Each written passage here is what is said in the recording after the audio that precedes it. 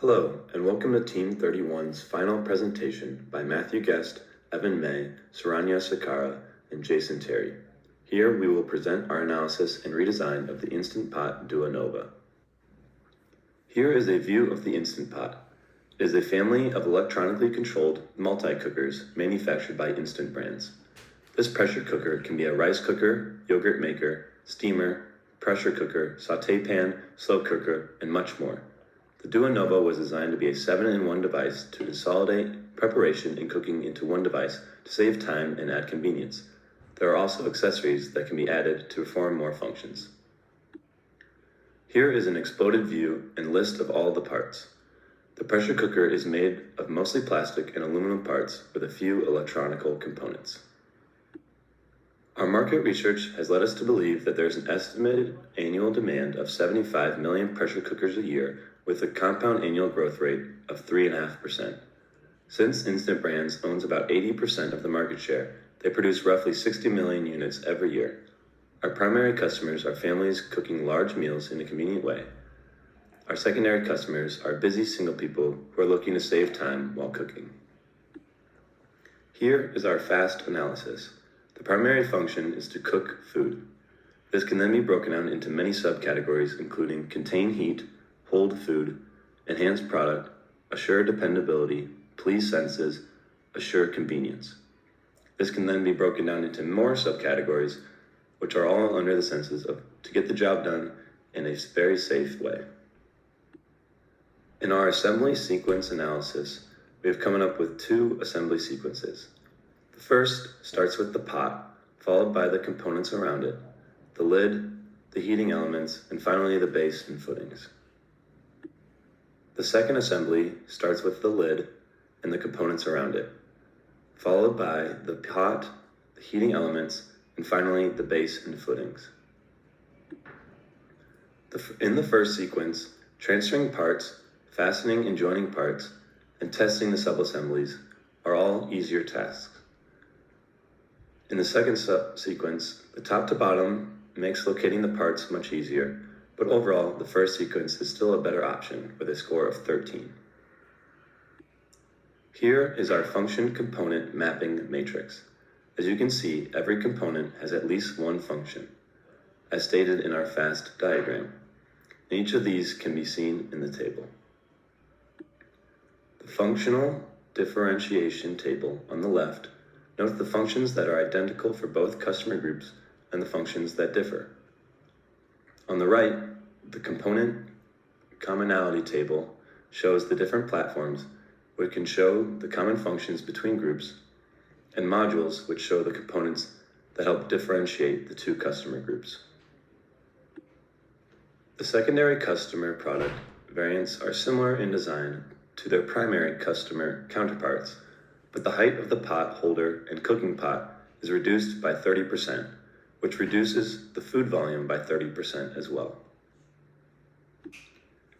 In the original assembly sequence diagram, there is one common part and the rest are different due to the different size Instant Pots. In the modified assembly sequence diagram, there are 12 common components before differentiating into two product sizes. For designing for manual assembly, we decided on two parts to redesign. We decided on redesigning the lid top, and we also decided on redesigning the footing. Both of these parts added significant time towards manual assembly. Also, redesigning them could reduce the theoretical minimum number of parts and improve efficiency. After redesigning both the lid and the footings, we noticed an about 20-second reduction in total assembly time. We also, by combining parts, we also reduced the theoretical minimum time by 1, making it now 12. We also noticed that the efficiency improved by about 7%. The design for automated assembly. For the part selection, we used the function component mapping matrix and the quad chart for the DfM. We decided to look at the lid backing, handle top, handle bottom, and release handle for the automated assembly part selection. We believe these were good parts to redesign because they are lightweight and can be easily combined into the same part. We decided to focus on the lid platform since it has a lot of parts and many are lightweight. In the table, the total cost of handling an insertion can be seen with the number of theoretical minimum parts. For the first part, we decided to combine the handle top and handle bottom into one part to help reduce part count, reduce the number of fasteners, and increase the part symmetry. This would help reduce the cost of manufacturing and assembly by $3.30.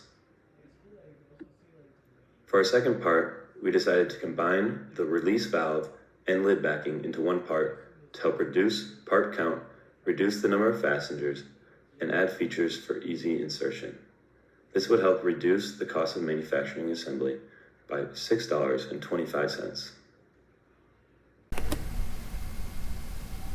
The release handle's critical dimensions are the locations of the holes.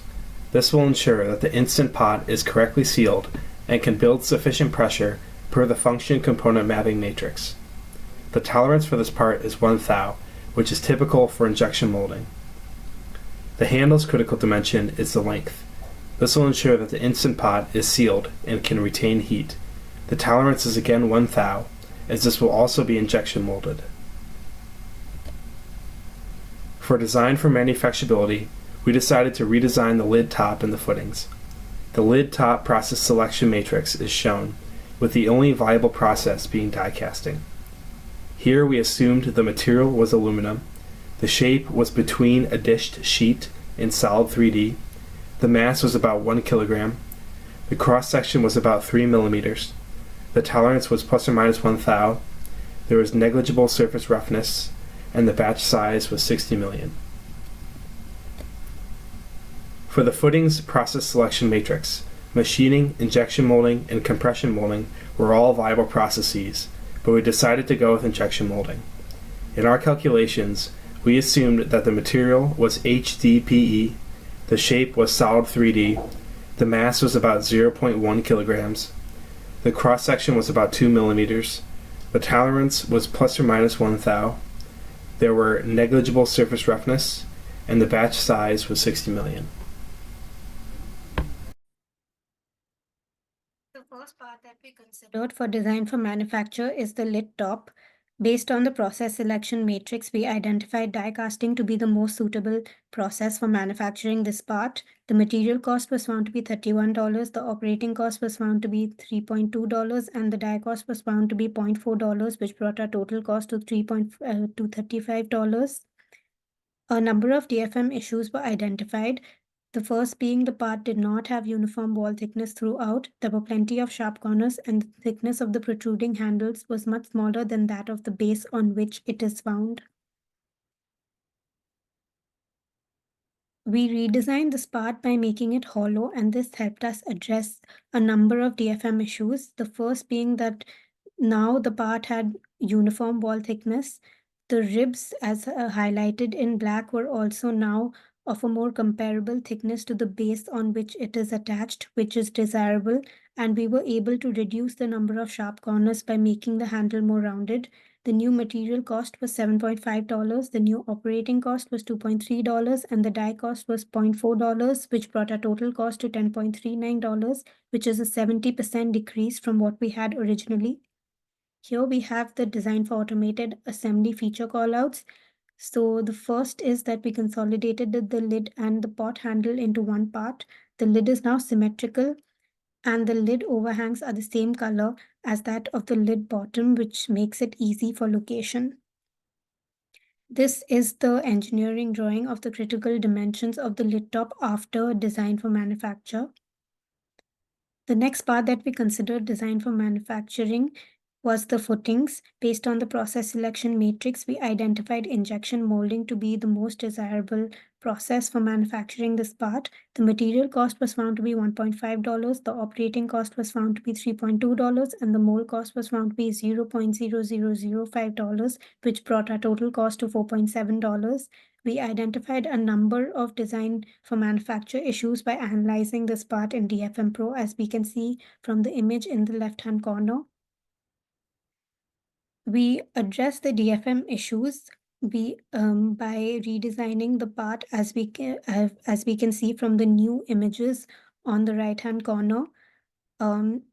This curve helped us may ensure uniform wall thickness as compared to the earlier design. We also added a draft angle on this side, which helped easy separation of the two halves of the mold.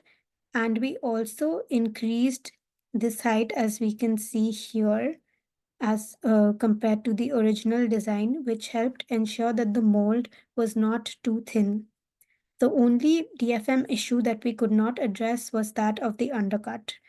The new design gives us a new material cost of $0.8, a new operating cost of $2.7, and a new mold cost of $0.0007, which brings our total cost to $3.6, which is a 23% decrease from what we had earlier. The design for automated assembly feature callouts for the footing is seen here. The bowl-like design allows for easy vertical insertion and reduces turning while assembly. The supports that we can see here helps in correct orientation, and the overhangs allow for easy insertion. This is the engineering drawing of the new footing design after considering the design for manufacture changes. For the design of product service system, we wanted to increase sales and encourage people to refer their friends and families by creating discounts when more than one Instant Pot is bought, when bundles are bought with the Instant Pot, or someone shares a referral code. We want to increase the sustainability of the product by using recyclable plastic and metal materials when making the different components. Finally, we want to encourage customers to buy the Instant Pot pressure cooker over other pressure cookers by providing simple recipes with instructions to help each customer get a jump start on their cooking. With changes we made to the Instant Pot Duo Nova, there are many benefits for the manual DFA, like having less parts, which creates a 25-second shorter time of assembly and saves $25.73, and the parts are easier to orient and locate. For the automated DFA, the benefits include creating less parts, which saves about $9.55.